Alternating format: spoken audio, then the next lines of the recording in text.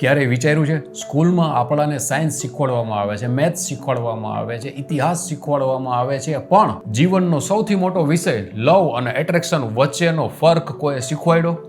ના, કોઈ નથી શીખવાડ્યો.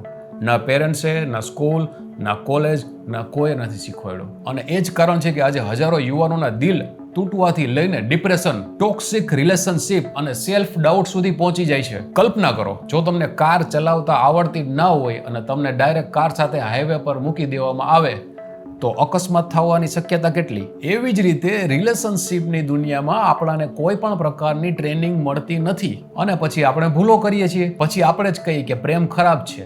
ના, પ્રેમ ખરાબ નથી. પ્રેમને સમજ્યા વગર રિલેશનશિપમાં જવું ખરાબ છે. આજે આ વિડીયોમાં તમે અંત સુધી રહેશો તો કદાચ તમારા જીવનનો સૌથી મહત્વપૂર્ણ નિર્ણય વધુ સારી સમજદારીથી લઈ શકશો. આપણા પેરેન્ટ્સ આપણાને કહે છે તું ભણ, કેરિયર બનાવ. સ્કૂલ કહે છે તું એક્ઝામમાં માર્ક્સ લઈ આવ અને કોલેજ પ્લેસમેન્ટ મેળવી લ્યો.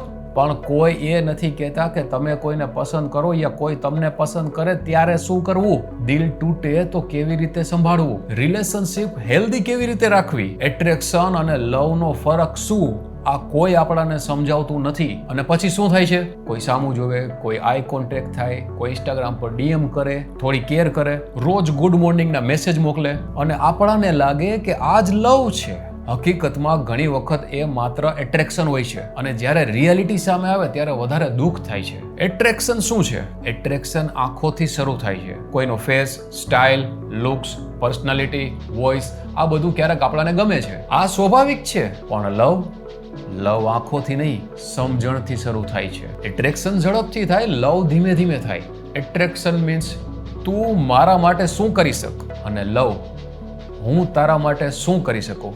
એટ્રેક્શન બદલાઈ જાય છે અને લવ સમય સાથે મજબૂત થાય છે. એટ્રેક્શનમાં એક્સાઇટમેન્ટ વધારે હોય અને લવમાં પીસ વધારે હોય. હું તમને એક સ્ટોરી કરું. એક છોકરો કોલેજમાં નવી સ્ટુડન્ટને જોઈને તરત જ ઇમ્પ્રેસ થઈ ગયો. દરરોજ મેસેજ કરે, કોલ કરે, ગિફ્ટ આપે અને થોડા દિવસમાં રિલેશનશિપ. બધું પરફેક્ટ લાગતું હતું, પણ થોડાક જ મહિનામાં નાની નાની વાતમાં ઝઘડાઓ, પોઝેસિવનેસ, ઇનસિક્યોરિટી અને અંતે બ્રેકઅપ. છોકરો વિચારતો જ રહ્યો કે એણે મને ચીટ કર્યું કે શું. ચીટ કર્યું કે નહીં એ મહત્વનું નથી, પણ સાચો પ્રશ્ન એ છે કે બંને એકબીજાને ઓળખતા હતા કે માત્ર એકબીજાને કલ્પનાથી પ્રેમ કરતા હતા. ઘણી રિલેશનશિપ વ્યક્તિ સાથે નહીં પણ તેની ઇમેજિનરી વર્ઝન સાથે શરૂ થાય છે અને રિયાલિટી સામે આવે ત્યારે બધું જ તૂટી જાય.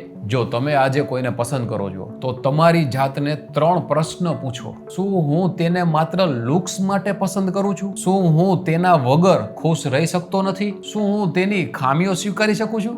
જો જવાબ ના હોય તો તે કદાચ એટ્રેક્શન છે. લવ કોઈ દિવસ કોઈને બદલવાની કોશિશ નથી કરતું. લવ કોઈની ફ્રીડમ નથી છીનવતું. લવ તમને વધુ સારા માણસ બનાવે છે. જો રિલેશનશિપ પછી તમારી શાંતિ ખોવાઈ ગઈ હોય, આત્મવિશ્વાસ ઘટી ગયો હોય અને દરેક દિવસ ડર સાથે પસાર થતો હોય તો એ પ્રેમ નહીં પણ ઇમોશનલ ડિપેન્ડન્સી હોઈ શકે. જીવનમાં કેરિયર થોડુંક મોડું બની શકે. પણ ખોટા રિલેશનશિપનો નિર્ણય વર્ષો સુધી ઇફેક્ટ કરી શકે.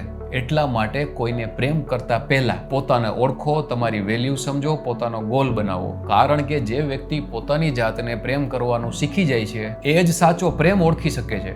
મિત્ર, યાદ રાખો, એટ્રેક્શન તમને કોઈની નજીક તો લઈ જશે પણ લવ તમને તમારી શ્રેષ્ઠ આવૃત્તિ બનાવશે. જો આ વિડીયોમાંથી કોઈ પણ એક વાત તમારા દિલ સુધી પહોંચી હોય તો આ વિડીયો એવા મિત્ર સાથે જરૂર શેર કરજો જે આજે લવ અને એટ્રેક્શન વચ્ચે કન્ફ્યુઝ છે. કેમ કે કદાચ એક સાચી સમજ કોઈનું આખું જીવન બદલી શકે છે.